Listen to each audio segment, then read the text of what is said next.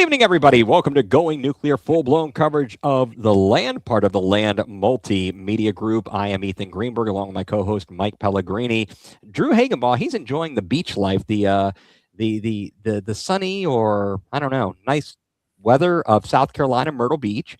And joining us tonight, special guest, our friend Megan Donovan. Megan, how are you tonight? Doing good. Yeah, it is certainly. I just was thinking as the intro music was playing and all the drama, and certainly the past, I don't know, since Saturday, since the game, there's been a lot of drama, additional drama around the Cleveland Browns, even more than possibly usual, if that's even a possibility. I just didn't think it was possible. Today, we found out that for week one of this season, when the Browns visit Jacksonville to take on the Jaguars, that Deshaun Watson will be quarterback one. Shedeur Sanders will be quarterback two. I wanted to actually start on a different note here, guys, because I think we would be remiss if we didn't even discuss this or didn't mention this.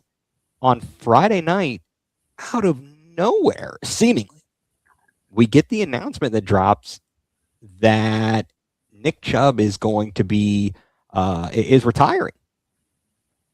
And I just wanted to kind of, first of all, get your thoughts on that. I mean, Megan, when you saw that news, just were you shocked? What was the initial reaction? You obviously saw a lot of his fine work in the brown and orange. Right. I mean, I was a little shocked, but I kind of watching him last season with Houston. You could tell it wasn't the same Nick Chubb, obviously, that we were all used to, and I don't think a person to the extent of his injury would ever be the same. But once I think I even asked you a couple weeks ago. I said, "Hey, is Nick Chubb is he playing anywhere? Like, or is he anywhere?" And we both kind of like looked it up, and he wasn't. So when the announcement came out, I was just like, oh man, I was bummed out. You hate to see it for such a guy that did so much for this team. He really did. Just he was an all team guy. I know they mentioned this on the radio, and I didn't even necessarily think about it. There was a game where the Browns had the ball, and he could have scored a touchdown, but he rightfully went down or out of bounds, knowing, hey, if I do this, it's a first down, we run the clock out.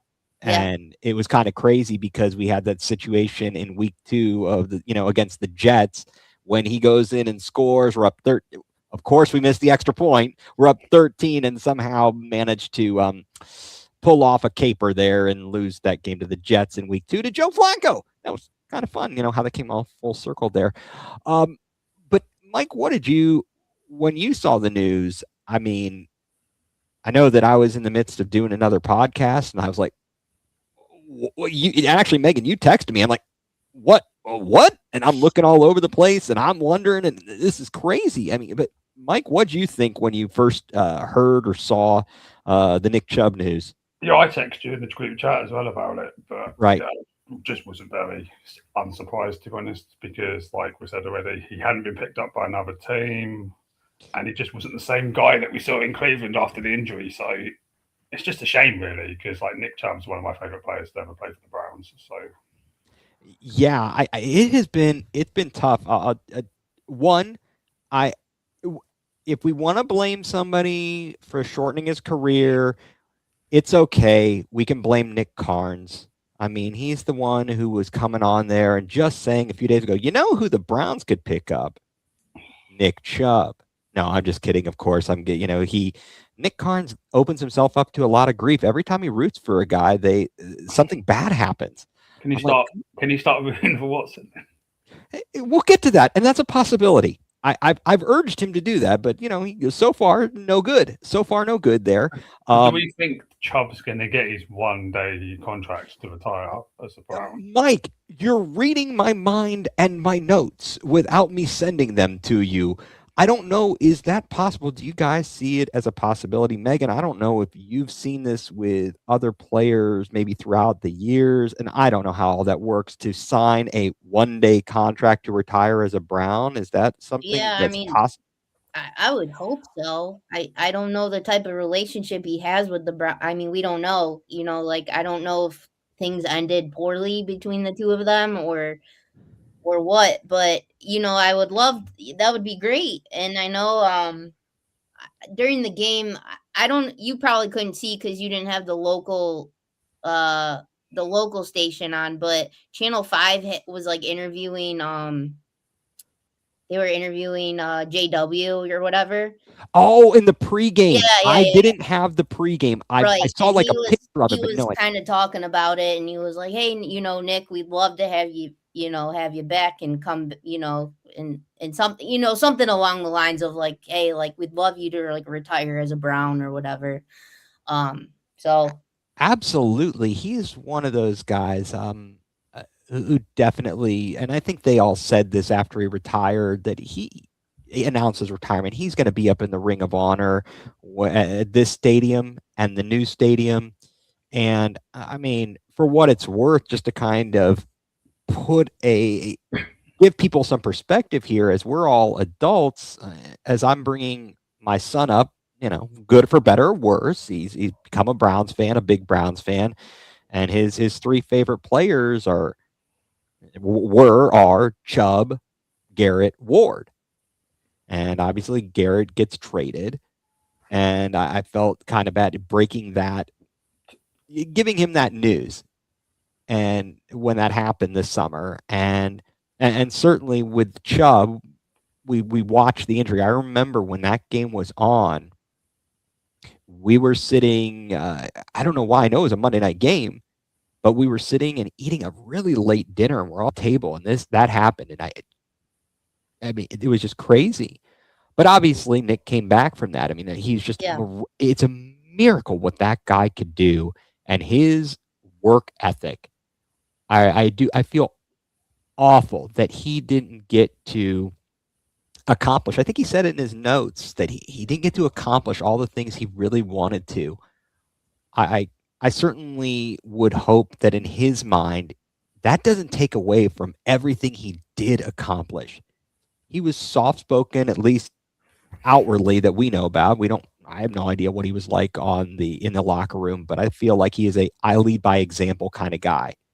He's not the kind of guy who uh, was being flashy or flamboyant. He took care of business, and maybe that's why I liked him so much. Is you find and other people said this, so I'm not going to be the first one to say it, but he would find the end zone, give the ball to the ref, and move on. Act like you've been there before. I don't know. I mean, Mike, in all your years of watching the NFL, yeah, do you appreciate the workmanlike mentality, or do you appreciate some of the guys and their flair and the dancing and the hoopla and Greg Newsome buckling up and him and Denzel dancing around like fools after they make one play because Jim Schwartz wanted them to celebrate? Oh, I actually prefer the kind of Nick Chubb kind of characters, to be honest. Yeah, I guess I can't dance, so maybe that's why I appreciate him. I mean, Megan, But then again, my top three favorite Browns from last season were from the last few seasons were Chubb, Denzel Ward, and then Njoku. And Njoku loved a bit of a celebration. So he did. Well, he kind of he was a one trick pony, but he did it well. He did it well.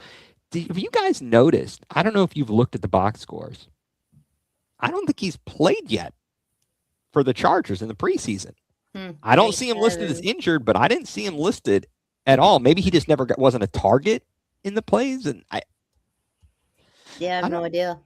I have no idea, but I mean, if you had to, where do you think he fits in the Browns? I don't know, the lengthy history of the Browns. I mean, obviously, we're talking for most people, it's thinking the modern era, 99 to the present, but certainly we've had our running back greats all the way back to Jim Brown and Leroy Kelly and so on and so forth. Marion Motley, and trying to think, obviously, Kevin Mack, Ernest Biner, et cetera. So where do you think he kind of fits there, Megan? Oh, that's hard. I mean, I think he's up there. I think he's above I think it's like between him and Jim Brown, if you think about it. I just think the consecutive seasons that he had over 1,000 yards rushing. I think the yards after contact that he would get was just insane. I mean, I think didn't he lead the NFL in that for one season. He had to have. Yeah, I'll have to look at the stats, but yeah, just crazy, first handoff yardage of the stats are just crazy. Let alone, well, think about his first game. and you got to think of that one season where he was out half a season. Remember, he got injured in Atlanta. I think he got an MCL sprain. Okay.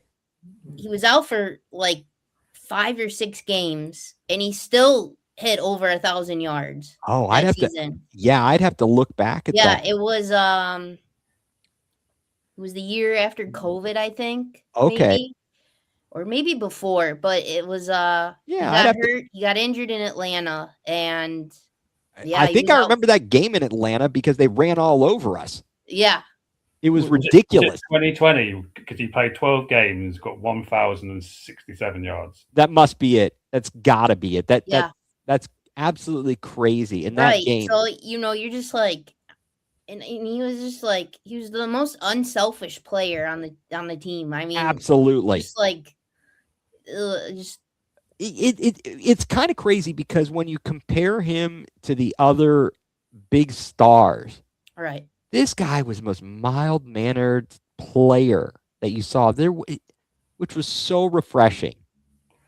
I heard people, and maybe, actually, I shouldn't even say that I heard. I think it was a discussion on the podcast I was on Friday, but there was talk about people and what they wear to enter the stadium. And my mentality is I'm just an old fart, and I'm looking at it. I'm like, why? I don't get this. Why are we shooting the cameras to see and everyone's dressing up like they're on they're a fashion model? I don't know. Maybe I'm looking at this the wrong way. Mike, I know you love some good fashion show. You're a big fan there, right? You like the crop top? To be honest, I'm looking for the opposite to that. You like the shirt? You like the Dave? Look, these guys wear going to the game. Mike, I think you like the David Njoku shirtless look is what you really like. No, that's just the best way to go, isn't it? It's tarps off. He doesn't care about the weather. Njoku, that guy was crazy.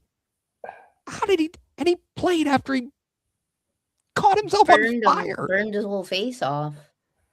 Now that is just, and you think about that game. He balled out that game, didn't he? Well, he was about the only one. What's that, Mike? Didn't he get 2 touchdowns in that game? Yeah. Well, I thought that was the game. That was the game where DTR played. It was the first game against the Ravens when 30 minutes before the game, apparently, and this will be kind of a good segue a little bit. Apparently, there was question all week as to whether Deshaun Watson was going to be able to play. Apparently, the reports were coming out. I'm going to be able to play. I'm going to be able to play. And then 30 minutes before the game or thereabouts, we come to find out, and I say we, the public. I don't know about in the locker room. I don't know any of that stuff. Come to find out, Deshaun is not going to play, and it's going to be rookie DTR. Poor DTR has to go out against the Ravens. Yeah. So, keeping all of that in mind, as the Browns embark upon this upcoming campaign, they're coming off of a 5-win season where, once again, we ended up with, did we only have 3 quarterbacks start for us last year? Just Joe, Dylan, and Shedeur? I don't think anyone else started. Yeah. But we went into camp with 4 quarterbacks last year. First, we had made a trade DTR over to Philadelphia, and then we gave up maybe a 5th to get Kenny Pickett. And then ultimately we flipped him to the Raiders. And I think we got our 5th round back. Then they go out and they call Joe Flacco back up after we had let him leave. And that's a whole other discussion there. Because obviously he came in relief after Deshaun Watson gets injured in Baltimore in that 2023 season. That was 23, right? Yeah. Yeah. So he leaves. They need they're putting the Band-Aid on with PJ Walker, and as Gerard Cherry likes to say, I think it's Gerard and Emmett will say, he's like threw the ball into that defensive meeting to San Francisco after Kevin told him to slide, or just don't throw it, slide. If you don't have anything, slide. And he decides to throw it into a defensive team meeting. Fortunately, that's why they play defense and they didn't catch it. And then thankfully, our Michigan friend, was it Jake Moody, who missed the field goal to end the game, and the Browns got a miracle win. But sheesh, I'm losing track of my own thoughts here. Tell me where I was going with this. I don't even know. So the Browns, they started out with 4 quarterbacks last year on the roster. It ends up being Joe Flacco starts. Then they turned it over to Dylan Gabriel when they went to London. And we talked to Zach Jackson. And Zach said he had learned about it while he was on the plane to London. And it hadn't been announced yet. And he's like trying to go through. Megan, you might appreciate this. He has a wall in his office. It's much like what you have behind you, but he's got a bunch of cards. He's got a card for every quarterback that has started for the Browns since '99. Oh, really? And he's going through his mind trying to figure out for his article for The Athletic if any of the quarterbacks have been left-handed. And sure enough, there had. Anyway, Dylan Gabriel takes over, and actually probably his best game was that game in London against the Vikings, and he left the field with a lead, but the defense couldn't make the critical stop, and Carson Wentz managed to drive down the field, and unfortunately the Browns lose.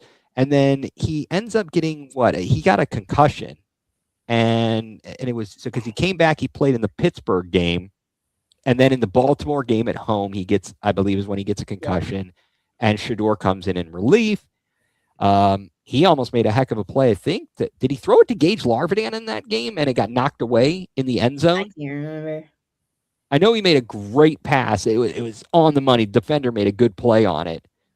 But the next week, Shedeur starts in Las Vegas. They win, and the rest is history. And he closes out the season, ultimately helping the Browns win the last 2 games, and kind of leaving on in a Costanza-like way. He leaves on a high note. To lead the Browns down the field in Cincinnati for a game-winning field goal as time expires, which was kind of the complete opposite of how the season started. The opener against the Bengals, where Andre Schmidt was the kicker all season long, but he missed an extra point, missed a field goal. But it was a good ending. Fast forward. And actually, in the midst of all that, and I apologize, folks, for the long history, because it just took a little while wanted to set the stage. All the while, Deshaun Watson is still in the background, and he's working out in the rehabbing in Berea in the facility from not one, but 2 ruptured Achilles. The first one happening on the field against the Bengals. And again, I believe that was in the same game that Nick Chubb returned and scored a couple touchdowns, which was great after he was coming back after that injury that in Pukesburg.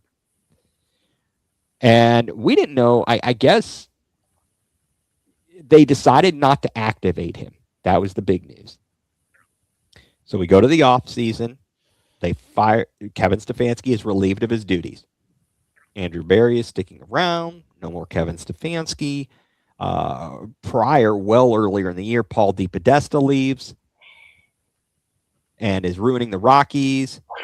So he's doing an excellent job out there. Thank you. We needed that sweep. The Guardians did. And we go into the spring after hiring Todd Monken after a seemingly lengthy coaching search. Where we were thinking it was going to be a young person like Grant Udinski, possibly Nathan Scheelhaase. We ended up going with a little bit older feller and Todd Monken, who had been here in 2019, the OC under Freddie Kitchens. Did you ever get a chance? I might have asked you this, Megan. Did you get a chance to meet Todd at all when he was here under Freddie? I never did. No. Okay. I mean, that seems like that was some crazy times over there. I mean, the stories that it appears that come out about old Freddie, they were on Hard Knocks that year, right? Is that I think I don't have HBO, so I don't watch these things. I'm a loser. So they end up deciding to go with Todd Monken. It seems like he and Jim Schwartz were the finalists. Jim Schwartz was none too pleased to get passed over for the job. But the thinking, I believe at the time and the discussion was, we need somebody who can make our offense work. We've got a good defense. We'd like to actually retain Jim. He's under contract. But we need someone to kind of fix this offense, develop the quarterback. So, because at that point, you've got Shedeur, Dylan, and in the background is Deshaun Watson. We all know Deshaun Watson's contract is pretty much makes it prohibitive from being able to move on from him until he is a post June 1st cut, net 2027. So he's going to be here. No one's taking on his contract. And you can't do anything because you're going to ruin the salary cap. You can't even, it's going to be difficult to field players, and it's going to mess up things for the future.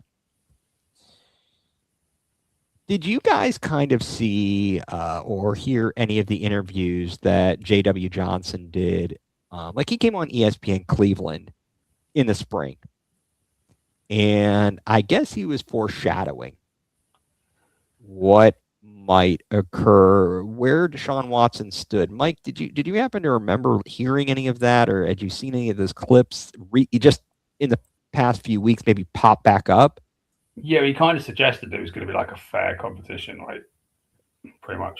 Right, and I think most of us were thinking, huh? What? After Jimmy Haslam had come out, swing and a miss. Said it was did he say a giant swing and a miss? I think he used the word giant. That's okay. But then apparently he went to his wedding. So, hey, whatever. That's cool.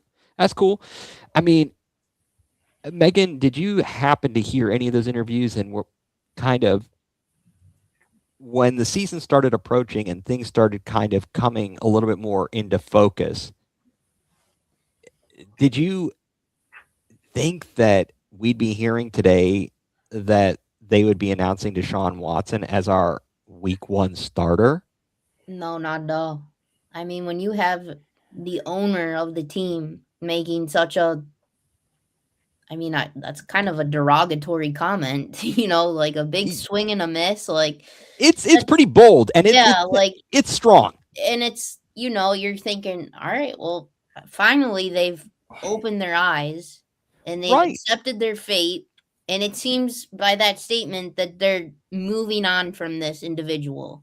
Right. And they're content with it, Yes. Like they're okay, like this is we're going to have to eat this. Right. We made this mess. And I do remember, I think like he's like, we understand the fans are like frustrated, and and you're like, all right, finally, like. Right. Because as fans, so this is a little bit, I wanted to take a moment here. I want to go in the Wayback Machine, right? And we're gonna go back in time here.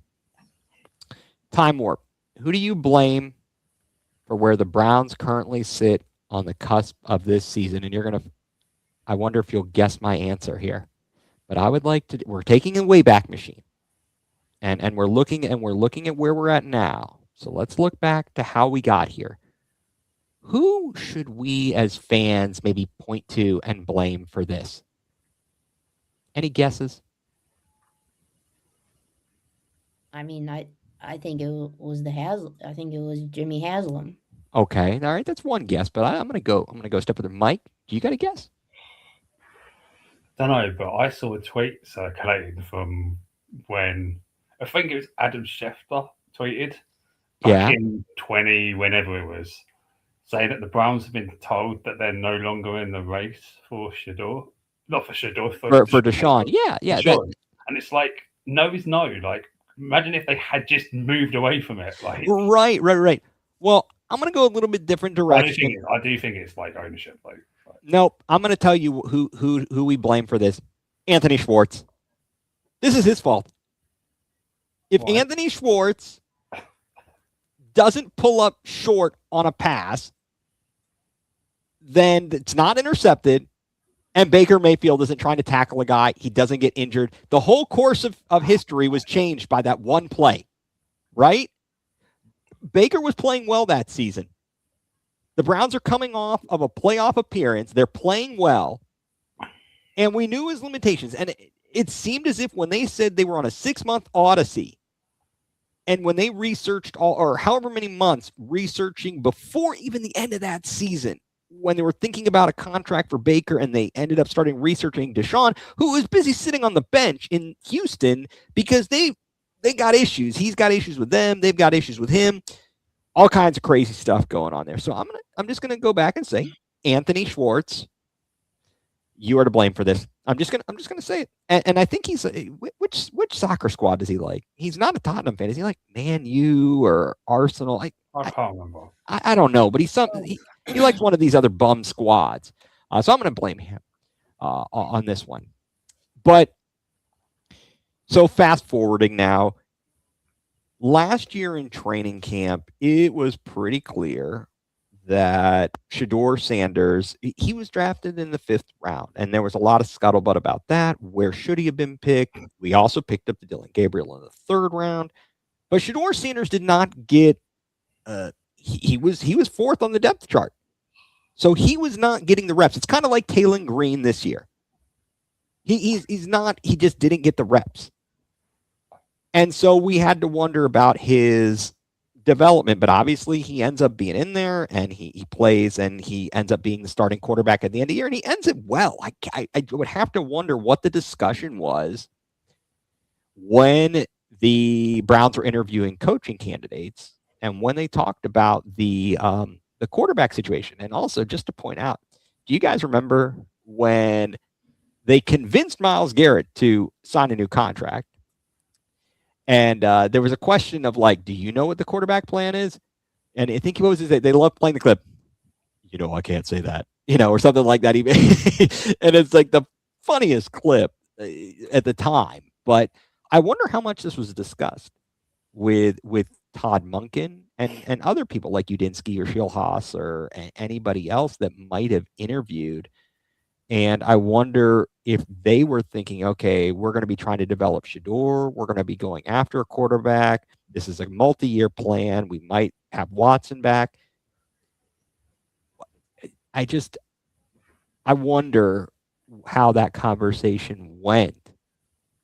And at least as far as we were led to believe, Todd Monken said something like, oh, when we were in Baltimore, whether he was saying it just to say it, we wanted to draft Shedeur, but Shedeur told Baltimore, don't draft me, because he wanted to play. And quite honestly, this is the best situation for him to be able to play.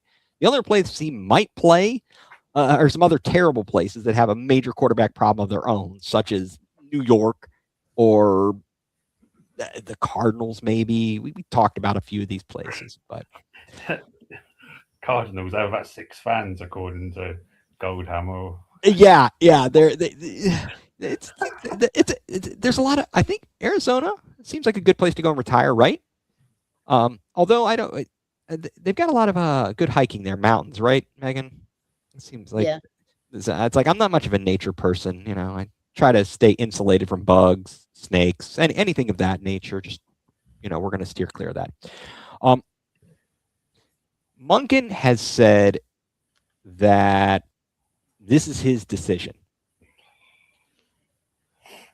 Andrew Berry said on the broadcast, yeah, it's Monken's decision.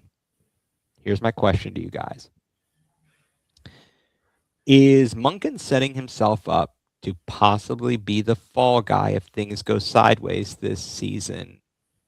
Or do you think there's some sort of maybe agreement, a gentleman's agreement, an understanding that there's going to be some leeway knowing the circumstances. And I mean, Megan, do you think he's kind of putting himself in a tough spot? I think no matter who the coach is of the Cleveland Browns, they're always going to be the fall guy.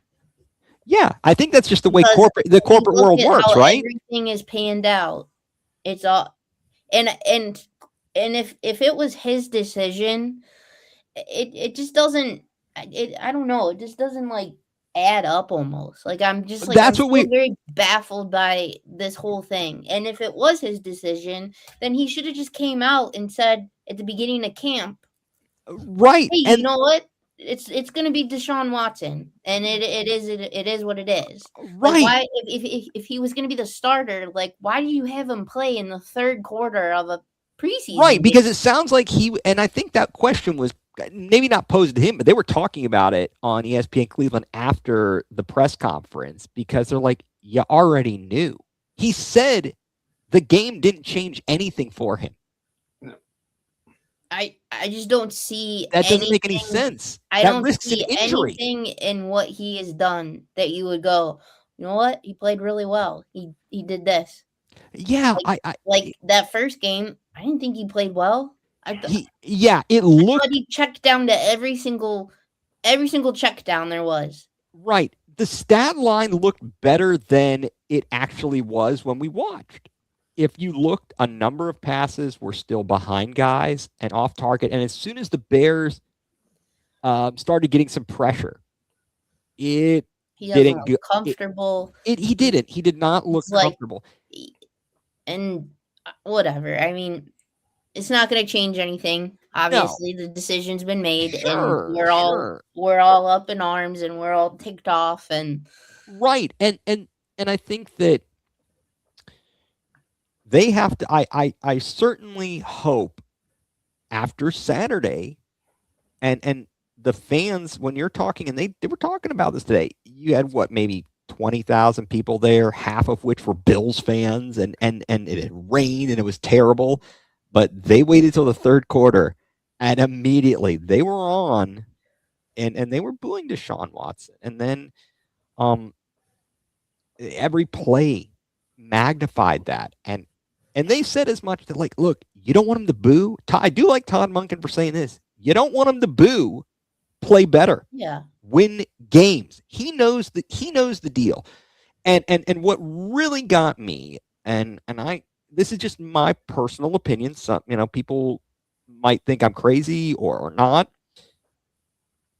What bothers me, and I'm going to play the clip here from the post-game press conference from Deshaun, is that he tried to say that the fans were booing because of stuff other than football. Well, you're right and you're wrong. Okay? This has to do with your play, and it has to do with what you represent to this team and where we are right now. In the fact that we had done some pretty crappy things. Right. There are some things there were some things that he was that he had his legal troubles. Right. And things that were done.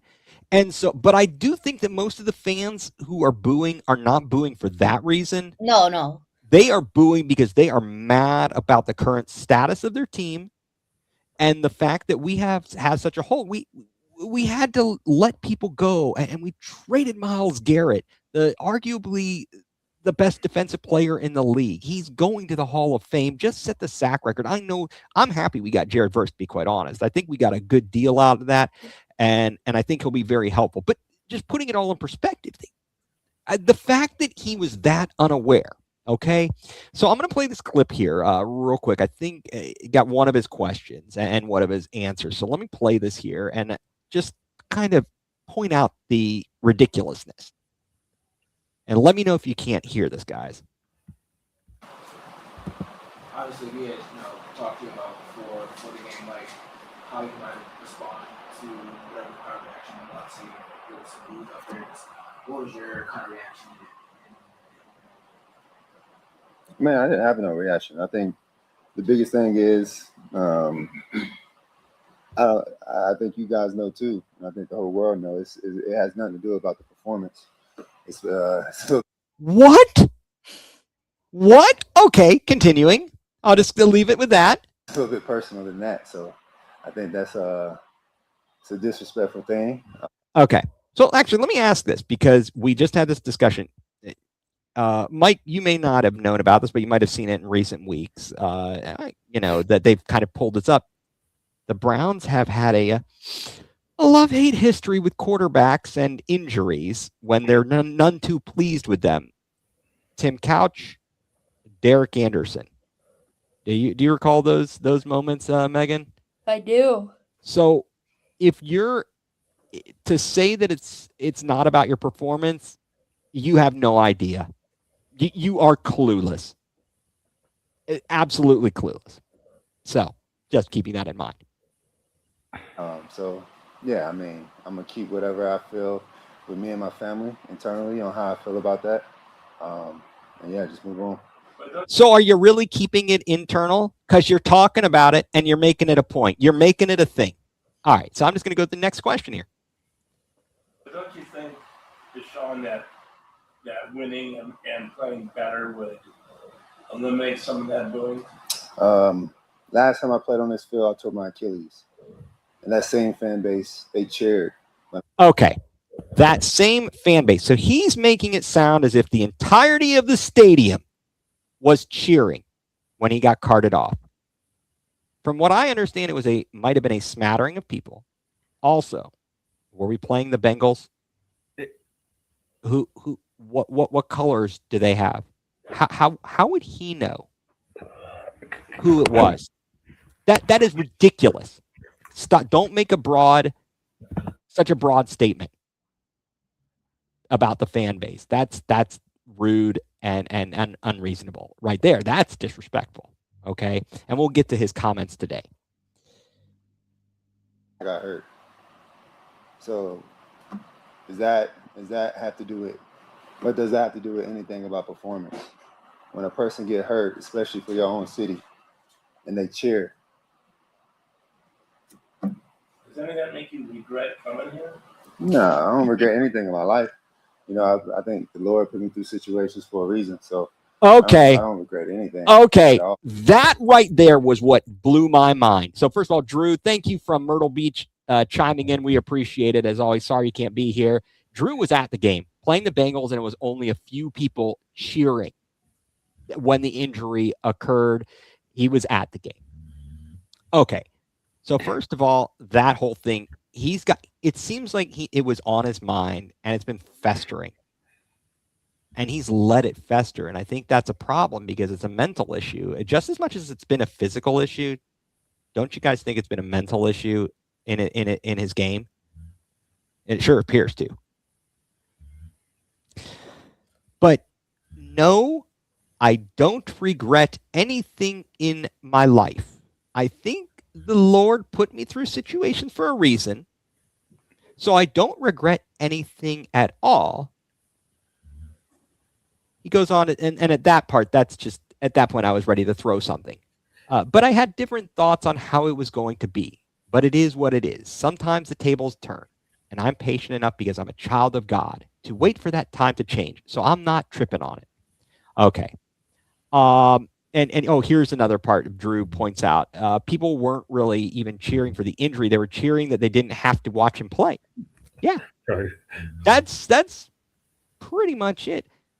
But we just talked about, Megan, you pointed out correctly, he came with a lot of baggage to Cleveland, including some rather harsh or, unseemly allegations, which he settled in civil suits. That obviously it came didn't with a lot of baggage, and then he didn't do anything when he got right. It. So If he would have came, I mean, listen, I get it. You got hurt, and that sucks. But you weren't good. You haven't been especially good. then. You've been good for 2 games. What was the game? Against the Ravens and then the Titans? Right, and he really was good for like 1 half against the Ravens. Yeah. I saw him, so as we recall, the timeline, he gets suspended for 12 weeks, missed the first 11 games of his first season here. We thought it. I think the owners thought it was going, and the front office thought it would only be 6, but they boosted it because of the number and the allegations and everything of that nature. I saw him in back, and they opened up against Dallas. Remember? Right. The next season they opened against Dallas, and they were terrible. He was abysmal in that game. Right. And so if you recall, also the game in Houston, which was his first game back, he was throwing the ball into the ground. He was trying to short hop it like a Gabriel Arias throw to the first baseman. And Mike, I knew I'd get you to laugh on that one. But it was crazy.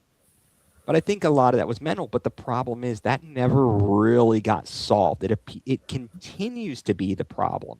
How many times does he throw it into the dirt in front, buddy? Did you guys see the other day? Right in the foot of the guy. Right. And did you guys see? And this was kind of crazy. This afternoon. I know where you're going now. Yeah. Right after all these press conferences on the practice field, there's a reporter there, and she's recording, and he throws the ball to no one. It's like coming to the reporter. I'm like, and then he overthrows Judy, and it gets should have been intercepted by D'Angelo Ross, was it Ross? Yeah, D'Angelo Ross, right?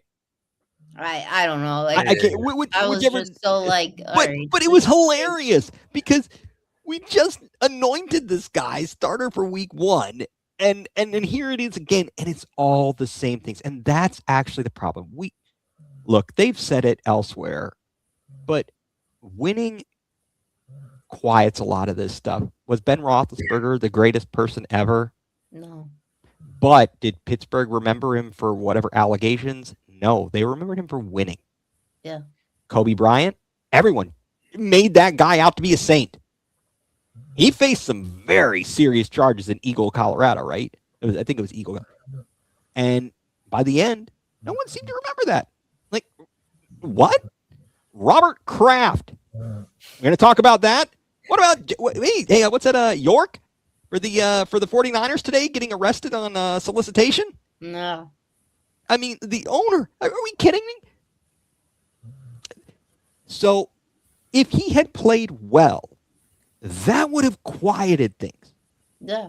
I went to the game a few weeks in that season where he got injured in Baltimore. I went to the game where they played against Arizona. And he wasn't great, but Arizona was horrible. They had Clayton Tune. Kyler Murray wasn't playing, and they were abysmal. I think we shut him out like 27-0. Problem was those moments were fleeting. They were far and fleeting. And that's really where he needs to understand it's not a personal thing.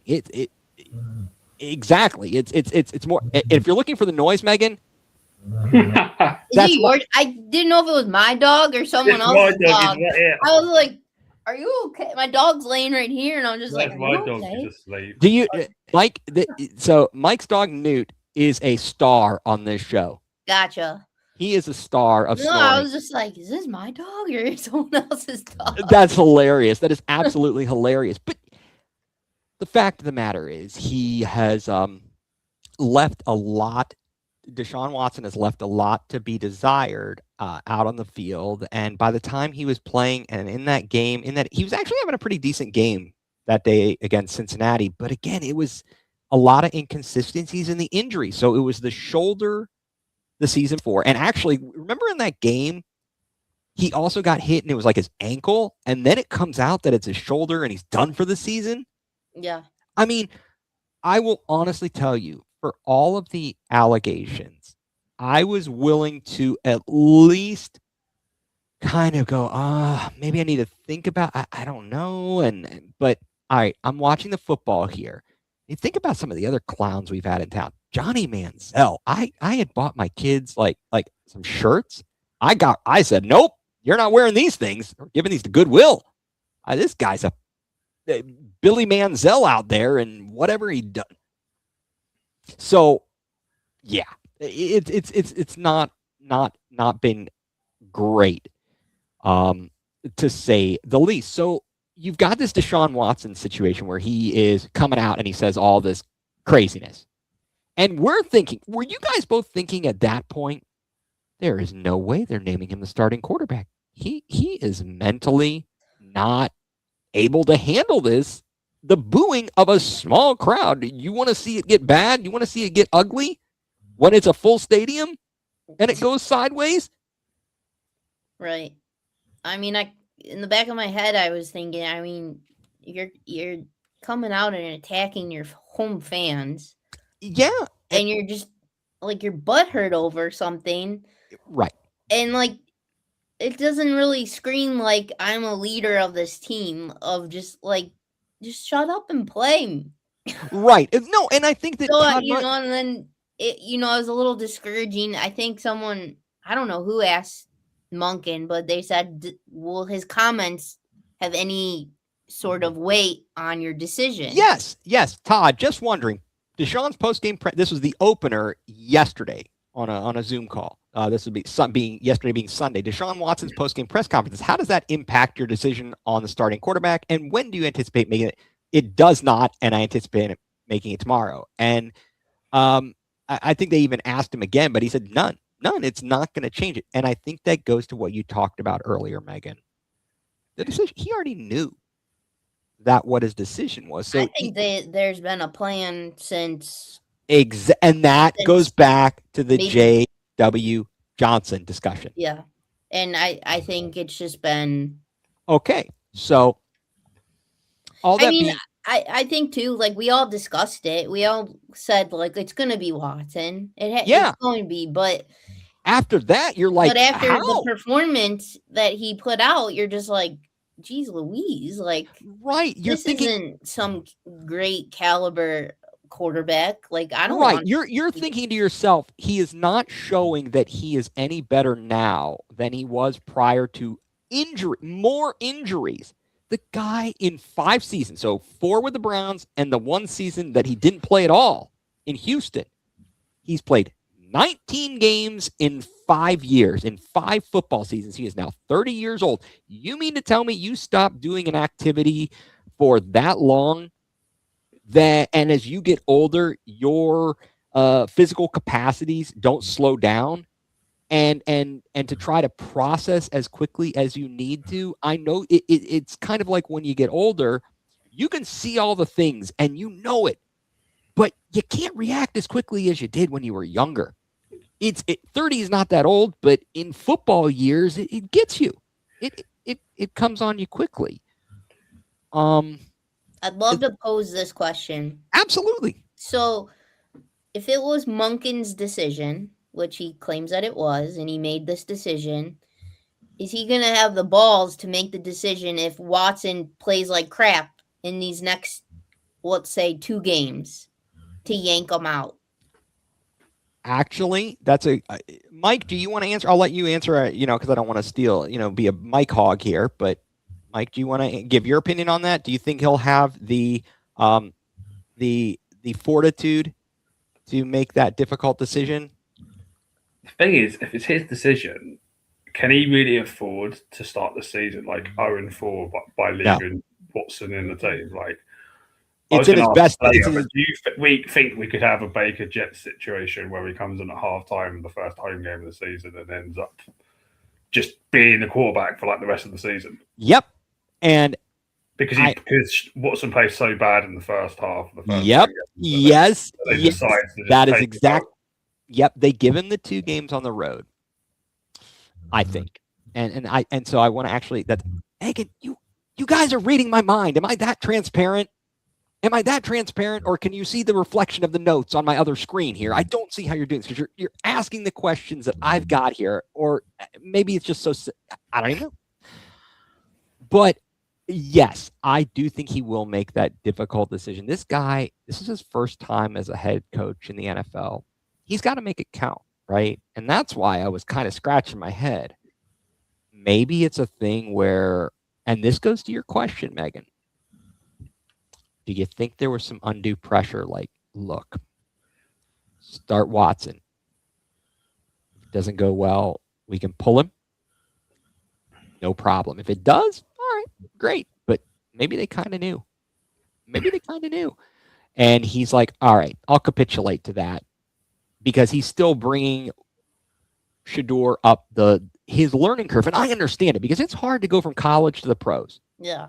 And it's hard to learn an entirely new system. I mean, I would have expected Deshaun Watson to be ahead when it comes to all of the installation and those types of things. But Shedeur he puts in the work as far as I can tell. He's not doing a Manziel. 0. Right. You know? So my question is this. Let's say actually in game number 2, you realize where they play in game number 2, right, guys? It's Baker, isn't it? Where is it? They're in Tampa. They play the Bucs against Baker. Jesus Baker Christ. versus Deshaun, week 2. Gee. Okay, here's my question for you. If Baker Mayfield leads the Buccaneers to a thorough butt whooping of the Browns and embarrasses them. Now, granted, he's on the other side. He's not playing defense. But it makes it so that you can't hide. Like, the offense's performance is abysmal, and he takes advantage of every turnover or whatever it is, and they kick the snot out of us. Should we as fans decide to put a statue of Baker Mayfield at Cleveland Browns, at Huntington Bank Field?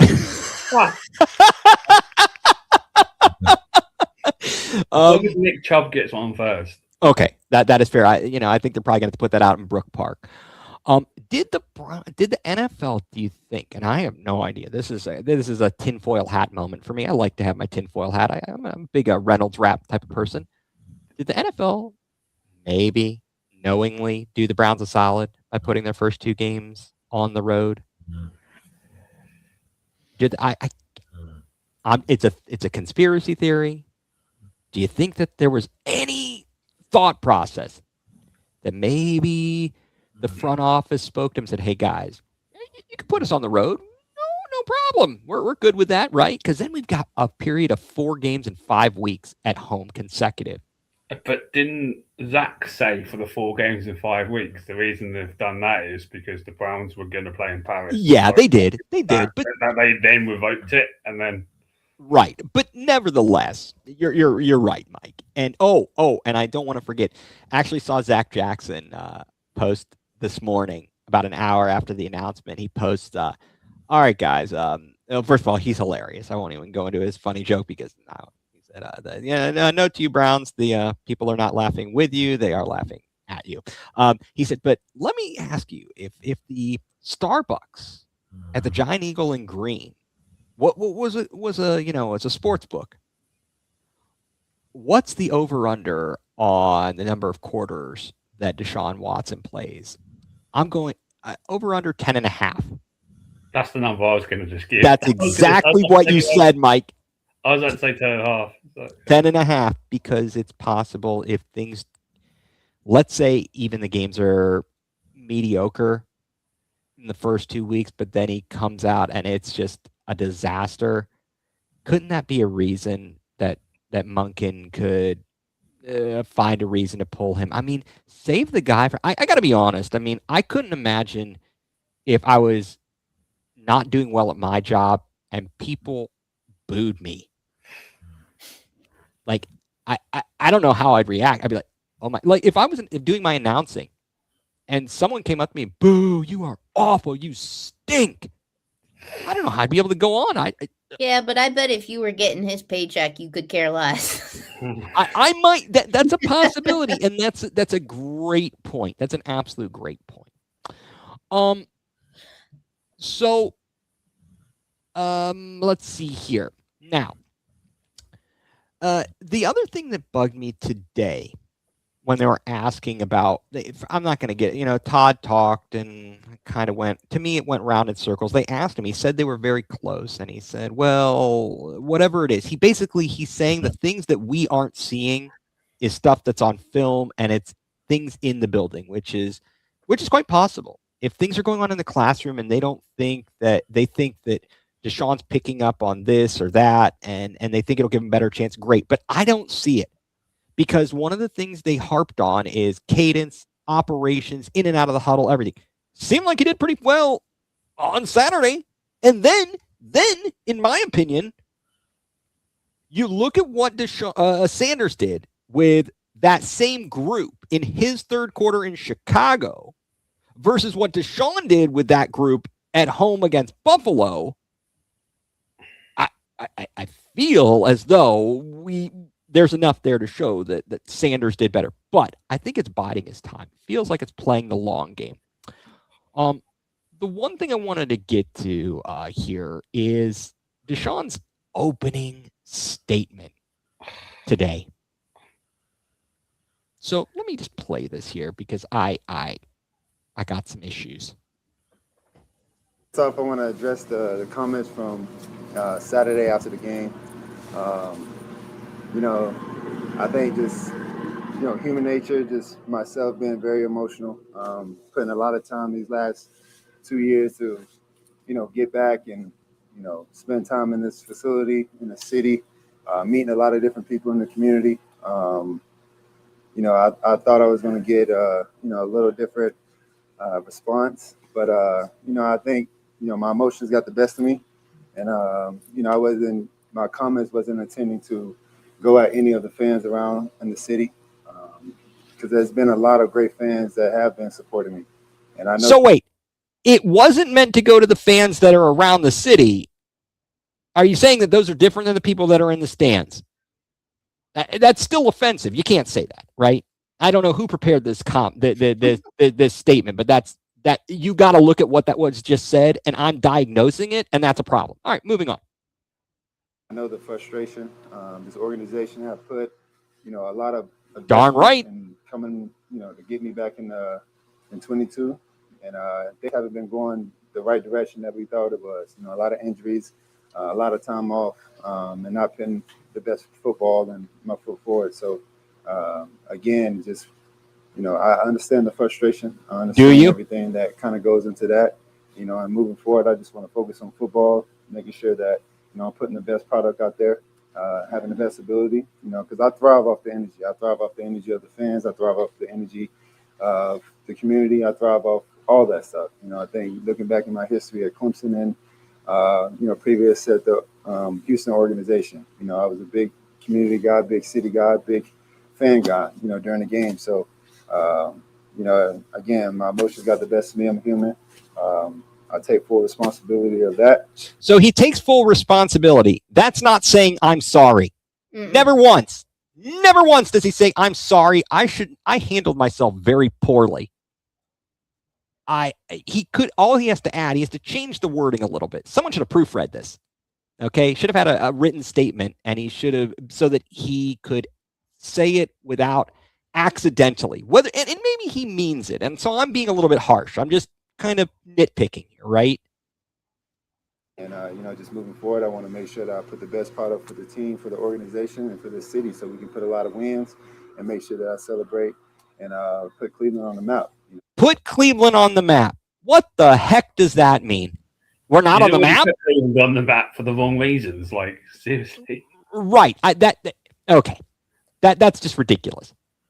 That's why I put the helmet on my head and I put the uniform on my body, is to go out there and make sure I put my best foot forward.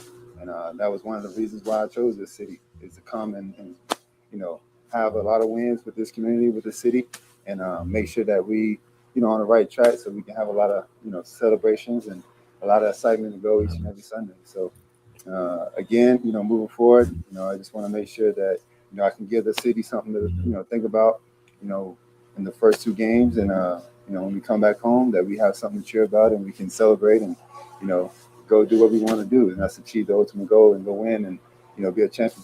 All right, why did he come to Cleveland? Because there was a guaranteed contract. Thank you. That is what drove me nuts.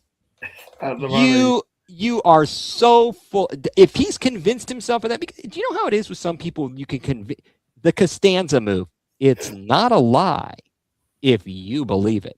Mike, I'm sorry, I'm making Seinfeld references here if you don't know, but it's not a lie if you believe it.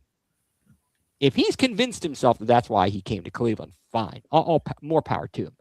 But we all know the history. He and his representatives said no to the Browns. They were out. And they went back to him with the bag of money. A guaranteed contract, a fully guaranteed contract. blew up the whole quarterback market, and it was nuts. It's still nuts. Who were the other two teams that wanted him? Was it the Saints one and like? That was definitely the Falcons, and it And the seemed like that's where he was going to end up. Falcons and Saints when it was something. I believe you're correct. So there were numerous. So that's also another thing. I just want people to realize. Do you seem to feel like, just because Cleveland ended up getting him, that Cleveland wrongly gets pointed at as this joke when there were numerous other teams that were interested in bringing him on and having serious conversations? I mean, what do you guys think? I mean, but we don't know what those teams were offering him, you know? Sure. So, like, I could just see the bonehead move of out of being desperate. You go, well, you know what? We're just going to give you a fully guaranteed contract of this amount, and you come here. Yeah, I don't blame him at all. I do not begrudge him for accepting that. Okay? Someone gives you that offer, you're like, okay, here I come. First, hey, man, I'm in. And they did that knowing that he was most likely going to be suspended. And you're just like, what are we doing? Right. And again, this goes back to Anthony Schwartz. It's all Anthony Schwartz's fault. Okay. See, if he doesn't get injured, Baker doesn't try and play hurt and try and play hero ball, maybe he's still here. Maybe we don't make that move. Any chance that Baker comes back next year? Mike, you know what? The only thing more ridiculous than that, let me tell you guys something. So, free agent after this season, probably. Yeah, he's having more problems in Tampa, and he's running into a similar scenario where last year he started out great. He gets banged up, and he doesn't want to take time off and miss games, and then his play curtails. And now they're like, we're not going to be paying you $50 million, whatever it is you think the top dollar is. We're just not going to do it. So it's kind of crazy when you think about how these things all happen. But I don't. That statement to me, the two problems I have are two big problems that came to my mind. Are one, to me, it's not an apology. An apology starts with "I'm sorry." It comes with being self-aware, accepting responsibility. He made an excuse because he was emotional. Okay, that doesn't change it. I could be emotional and yell at my kids. Did it make it right? No. I was wrong. I should not have lashed out like that. I have to take on the responsibility as an athlete to control myself. I mean, Albert Bell threw that baseball at a guy back at Cleveland Stadium. There were pictures. Didn't you remember? Like you could see the seams of the baseball on his stomach where he hit him with the ball. So you can't do that. You can't Ron Artest it. There's no malice at the palace. You have to control yourself. That is troubling for me, and he needs to be a better leader. And the funny thing is, if he plays well, 1 and 2, and lights it up at our home opener, it all changes. It does. He'll have everybody in that stadium behind him. Right. That's how quick it'll change. It is. If you continue to do good and you continue to win, the city will change We love our Browns. Oh my gosh, Deshaun, it would be complete opposite. And that's all you have to do. It is. It's not complicated, but don't come at the fans. Right. Who do nothing but support this team and what you've put us through. Right. Yeah. It's just it's been tough, and I think he acknowledges. I understand it's frustrating, but you can't do that. And really, if I were someone, honest, this is not just a him thing. Nudist board is crap with us, but it's not just a him thing. It's a lot of public speaking and how people address the media. And you really sometimes, I know you don't want to pause too much when you're speaking, but you need to think about how you say things and how they may come across or be interpreted, and be very careful about it. I've got a big mouth. I'll just say it. and I have this this disease. It's called foot and mouth disease. Because I open my big fat mouth and put my foot in it quite often. So I get it. I really do. I think that, and I don't want to kind of take away from this, and I think we've all kind of made it known that where we stand on this. I think for all of us, would I be correct that we would have preferred Shedeur Sanders to be named the starter? And I guess my question is, do we believe that Deshaun Watson will keep the starting job for the entirety of the season? No. Megan, you don't believe so? I don't think so. I think two things. Yes. I think one, he'll probably get injured at some point. Yeah, it's quite possible he has been injury prone. Two, well, maybe three things. Two, I think that he is such a basket case up here. It appears so. When things go downhill in a game, I almost think he takes himself out of that game of like, oh, I'm hurt, or you know what I'm saying? Like, yeah. Not like faking an injury, but kind of teetering on like this psychosomatic. Yeah, we're just like, I think there was that game. Was it against the Colts or something? I know. Yes, it was the game. Remember, like, he was like awful, and he was gimping around, and he took himself out of the game. I think Kevin took him out. Kevin took him out. He's to save him. And PJ Walker and Myles Garrett saved the day, box jumping and and like, and I think it's up here, or I think he'll just be so terrible that Monken won't have any choice but to start the kid. He'll have to start Sanders. Right. I kind of think that. Mike, are you thinking the same type of thing? I totally agree. I don't even think he'll be a backup by the end of the year. I think he'll probably get injured, to be fair.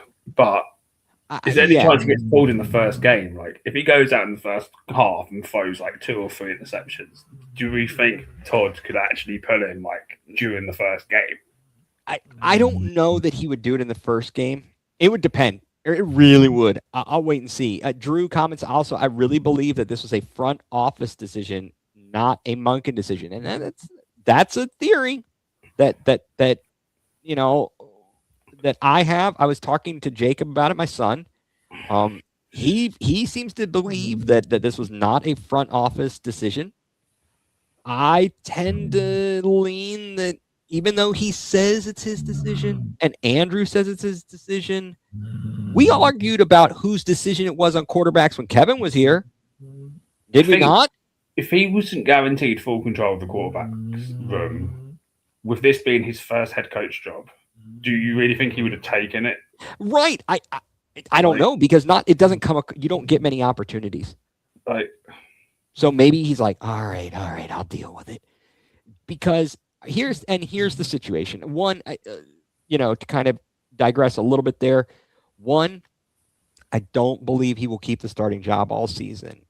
And it whether it be by injury or poor play, there's going to come a point where they will make a switch. And here's the thing that you pointed out before we started, Mike. We've got Pittsburgh week 4 on Thursday Night Football. Right, on Thursday Night Football. Do you think he's going to survive that if he's playing poorly?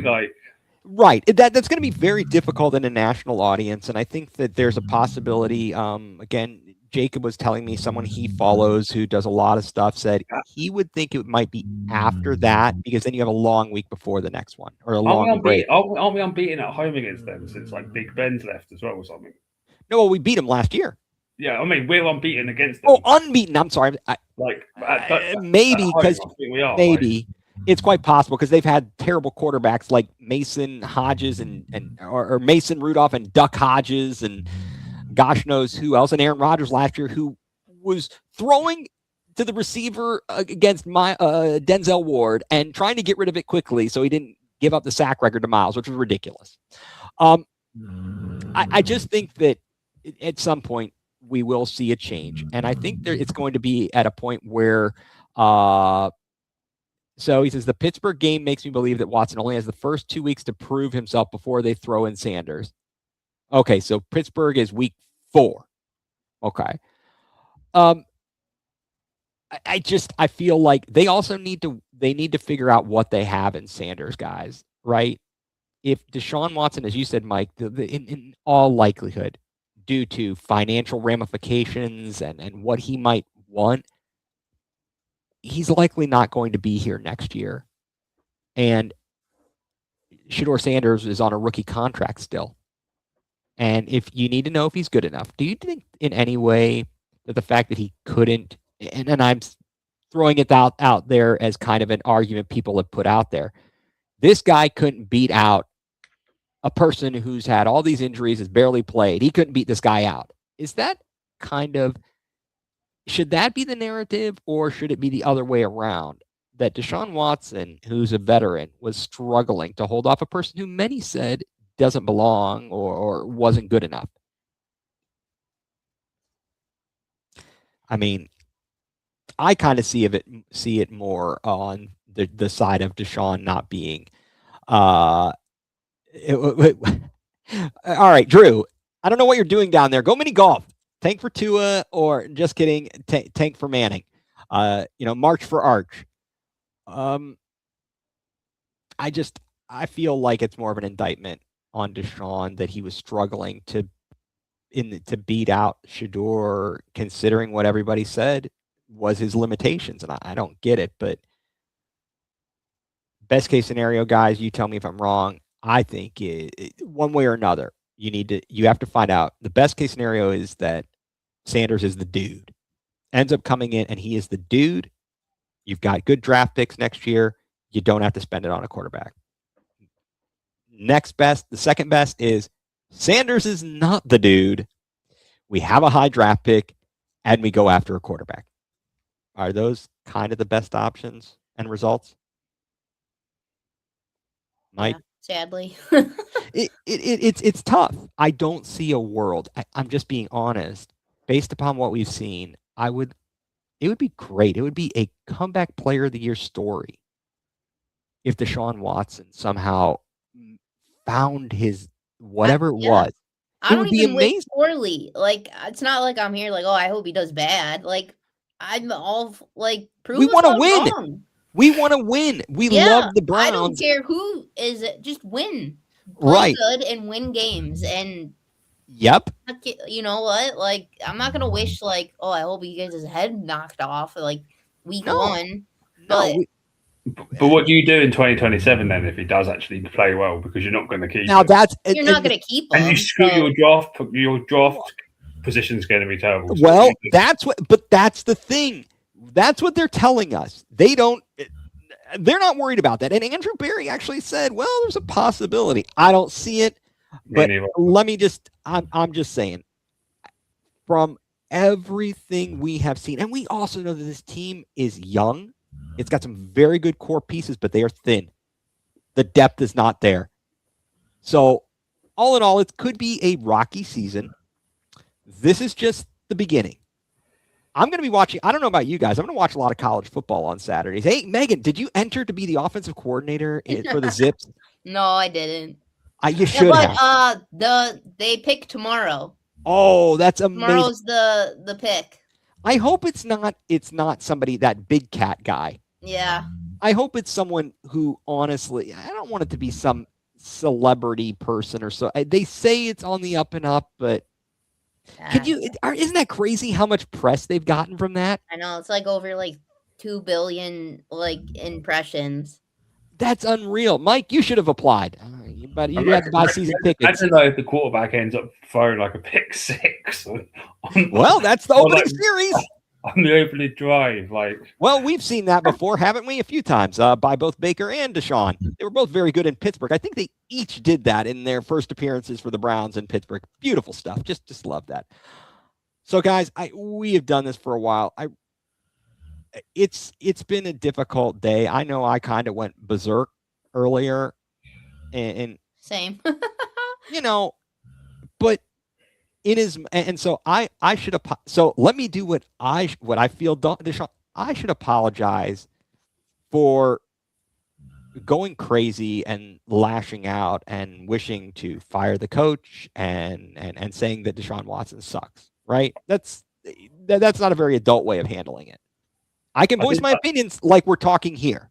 I did like your hashtags, though. Did you like those?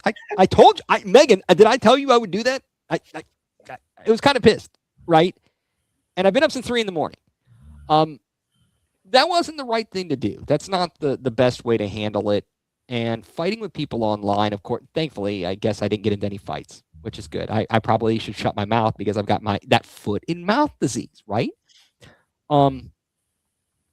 It's been frustrating to be a Browns fan and to want to win, and obviously, each of us has our own links to it for sure. But it means a lot to see them play well, and we want to see them win and celebrate in the city the way we celebrated in 2016 for the Cavs, and we're 1 game away for the Indians at the time, and it hasn't been that close since the Browns were playing in Mile High, in the AFC Championship 2 years in a row, and even 3 out of 4. We haven't been close. So it's been rough. So I should apologize and be the adult here and accept my own criticism and say, hey, these people are doing their job. Chill the heck out. They didn't do anything to me personally, although I've been put through a lot watching these games. Not gonna lie. So anyway, guys, I really want to thank you, and if you have anything that you'd like to add, I'd love to let you do that because I don't want to. I've been a microphone hog here. I have nothing, but go Browns. I do sincerely hope though that the leash is really, really short. Yeah, that as well. I hope that there is. Yeah, go ahead, Mike. Because didn't Todd Monken say today it's not going to be week to week? He said it's not going to be week to week, but he did note that for every player, if you don't play well enough, you're not playing. He's trying to might be his only shot, guys. Which is why I don't think he would have taken the job if ownership has the main power on the quarterback. Right. Yeah, I don't know. This is going to be a heck of a season. I always look forward to the season for a variety of reasons, and it's home for me. It's home for me, being 500 miles away and sitting down and watching with my son. It's home for me. And Mike, you're across the pond. You're 5,000 miles away. Yet you've adopted this sorry ass city. Did you go to a game last year? Last year, did I get to a game? Yes. Wait, no, that wasn't last year. We went to the game. I went to the game against the Commanders when we got absolutely destroyed. That was when Watson was playing. That was the season he got injured. But no, I don't think there were any games close to us last year. Because I went to the London game against. That's right. Yeah, you were there, and yeah, you were there. And you saw Aaron Goldhammer spill water during the morning show at the bar. But yeah, I don't know. So Megan, let's see. Will you be there on Thursday for the? No, I won't be there. Yeah, I mean they got the preseason. They're playing against the Patriots. Wait a second. We let Mike Vrabel leave the building. What would have happened, guys, if Mike Vrabel was still here and that stuff with Diana Rossini broke? Could you imagine? Be the most Browns thing. It would be. And that's the thing. People lost their mind that we didn't go stay. He wasn't going to stay here. He knew Robert Kraft was going to give him a position. And if he'd have been here and that would have come up, only in Cleveland. I don't know, man. The only way we could have got Vrabel to come and stay here is if we gave him shed loads of money. Yeah, I mean, pretty much. No, I do sincerely hope, though, just my thought as a salesperson, or having that in mind, maybe let's not try and talk to people about putting down money for PSLs and suites for a couple days here. Let's let things simmer down, calm down. Isn't that start of September? I don't know. It's supposed to start soon, very soon. So we'll see. But I am looking forward to Brook Park. Maybe, at least I won't have to worry about the weather when I go there and wondering if I'm going to be in the rain or snow or whatever inclement weather. But guys, thank you so much for this evening. I think that it was good to hash this out and talk it out and work through all this. Megan, thank you as always. We appreciate you. We love you. And Yeah, thanks for having me. It's always a good time. absolutely, Mike, thank you very much as well. Go Guardians, enjoy the game, and don't stay up too late there, sir. I mean, since it is now almost 4 a.m. Something like that, about that. Yeah, 10 till 4 there. That's good. It's good for him. Got to get some beauty sleep here. So for Megan Donovan, for Mike Pellegrini, I'm Ethan Greenberg. You've been tuned in to Going nuCLEar, full-blown coverage of the land right here, part of the Land Multi